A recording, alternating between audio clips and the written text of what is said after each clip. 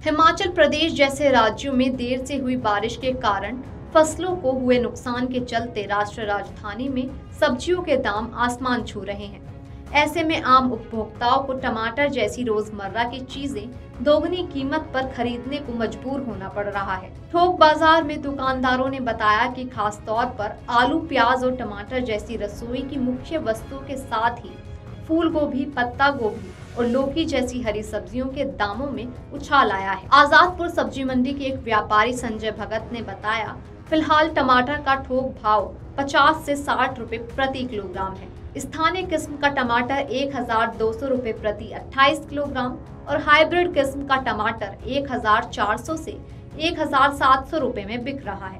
पहले टमाटर का भाव 25 से 30 रुपए प्रति किलोग्राम था। उन्होंने कहा कि थोक बाजार में अन्य सब्जियों की कीमत करीब 25 से 28 रुपए प्रति किलोग्राम है।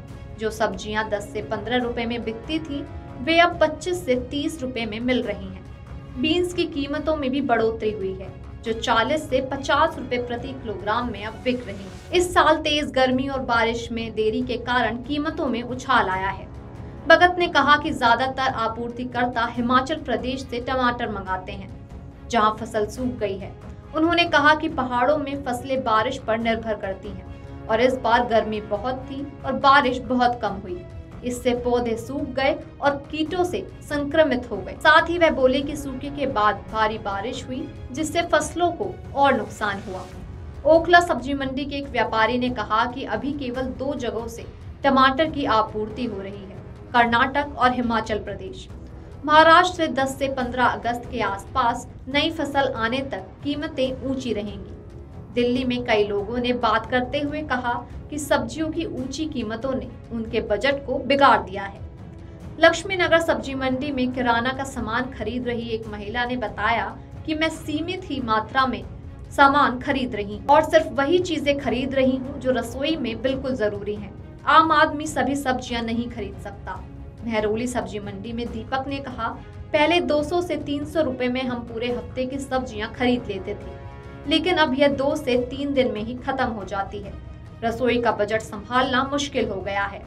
दूसरी ओर कीमतों में बढ़ोतरी के बावजूद कई रेस्टोरेंट कीमतों में बदलाव करने से बच रहे हैं। कैनॉट प्लेस में जॉन रेस्टोरेंट के मालिक और national restaurant association of India के कोषाध्यक्ष मनप्रीत सिंह ने कहा कि ज्यादातर रेस्टोरेंट में निश्चित मेन्यू होता है और उनके पास नियमित ग्राहक होते हैं, इसलिए वे आपूर्तिकर्ताओं की तरह कीमतों में उतार चढ़ाव नहीं कर सकते।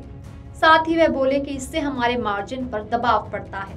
हम अपनी कीमतों में बहुत अधिक वृद्धि नहीं करने की कोशिश करते हैं, लेकिन कभी कभी हमें अप्रत्याशित लागत वृद्धि के कारण ऐसा करने को मजबूर होना पड़ता है।